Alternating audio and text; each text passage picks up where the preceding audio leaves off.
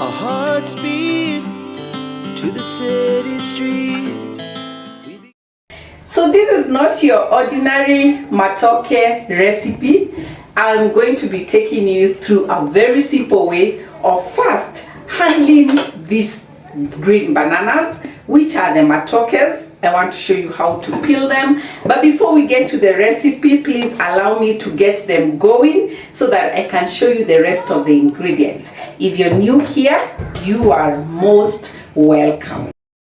So first you need to cut off the ends of this Matooke. They are washed and they are very clean. So this is a great tip if you want to get away with getting the sticky green stuff, the gum that comes from peeling the green bananas. And it's awesome because you will see as later on in this video how easy they become to peel once you go about it this way. So I'm placing it on the fire, putting in water that's about a liter or 3/4 of a liter. Cover it, let it cook. This is cooking. Let it boil, let it cook. Change the ones that were on top to come up, the ones that are bottom to come up, and so that it can all cook well, and you will be good to go to our next step. Okay, so to our ingredients, I just want to introduce you to the whole ingredients. We have our beef. This is about 1 kg of beef. We have the frying ingredients, that's our onions. Use as much as you want. Then you have ginger and garlic done separately. Then we have 1 tablespoon of tomato paste. Then we have a tomato puree. For our spices, we are only going to be using curry powder. Curry powder, we are not going to use anything more than that. And then season it with salt. Then after that, I'll show you our last ingredients, which will be this awesome peanut butter, and it's going to just give it such a flavorful taste at the end of the day. So these are our ingredients. The bananas are ready. I want to show you how to peel them. Then from there we begin the frying process.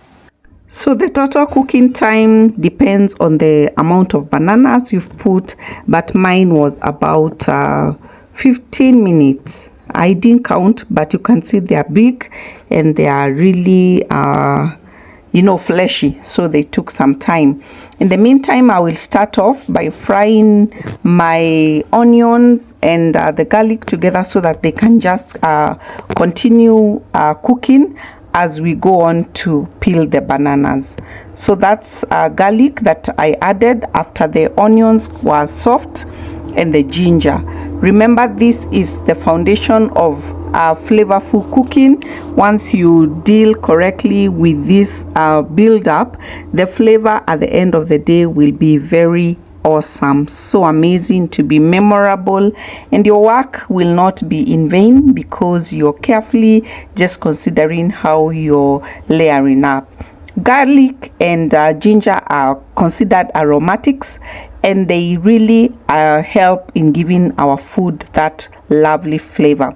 I was just talking so that we can get to put in the beef, and our beef was pre-boiled, well cooked. Just now I needed it to brown a bit, and the beef I'm using was nicely lean, and it browned quite quickly, and also as it released the fat that it had.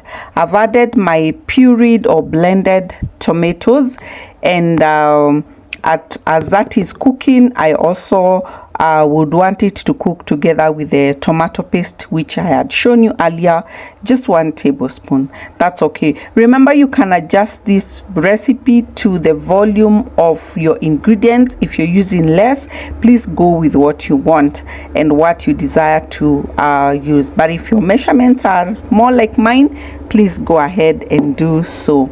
So this is it. At this point, I want now this to continue cooking. We go back, peel our bananas, come and continue, and it is at this point you add your curry powder. I'm using my spice of the day as curry powder. If you're using others, the black peppers, the whatnot, please add them at this point so that they can cook together. Don't add them on top of the matoke. I will repeat again, my people, don't add your spices on top of the food unless it is, you know, really necessary. So salt is the next thing that I need to go here. Salt also helps cook the tomatoes faster. And once I cover it like this, I now go and begin peeling my bananas, because also if you peel your bananas too early, they may turn color depending on the type of the banana you're using. So this is it, guys. The trick I really wanted to share with you as I thought of this recipe was just how to handle your bananas, and you will not have to struggle with the green stuff that sticks on your knife, on your hands, and you don't know what to do at that point. I know there are many other ways we can deal with it, but this is the fastest. And also, as you boil this peels together with your bananas, we are able to retain more potassium into the bananas. So that's it. I halved my matoke into two, and I was able to add them to the cooking pot when they are in good size, because that's what I want as a final outcome to enable us distribute the food well. So my beef is coming up well, and at this point I'm going to add the peanut butter that I showed you. I have diluted it with hot water because it was a bit sticky and I didn't want it to just go and lie on one section of the meal. So this is it. At this point it has melted easily. Because peanut butter is fatty, that is a reason why you should not add a lot of oil when you're frying the onions, because peanut butter will bring in more oil. It is best recommended to add hot water at this point if you're not in a hurry again. So that's what I added, and immediately after this, there goes in our matoke sliced into two of what we had before, and they are not yet cooked completely. So this is going to happen as the flavors are coming together, as the matoke also gets to absorb the flavor that is in the beef and is in all this juicy mixture that we've been preparing beforehand. Let me tell you, my friend, the aroma, the taste at this point is so lovely. It's so appetizing, and I can't wait for the final dish of how it's going to be. Welcome to my new subscribers, my returning subscribers. Thank you so much. And the people who view, I highly ask you just to support me by liking this video, because it goes a long way, and also subscribe to this channel so that we get to grow and achieve our next level goal, because you are part of our journey. So this is it, coming up so well. Ensure that your matoke has enough water because they tend to dry a lot. I garnished with dania or coriander, as you would like, whichever you would like to call it, and it is amazing. That is the final dish.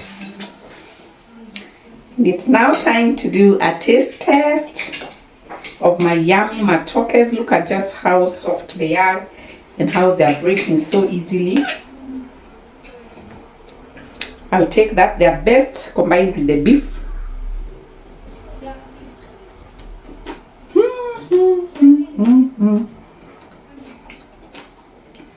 Come over. This is a meal to fix when you just need a soulful food and such a yummy delight. Sorry. Wow, amazing, amazing. And the greens are so nice.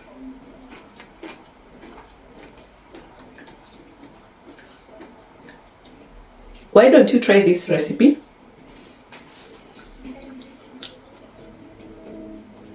And let me know how it goes.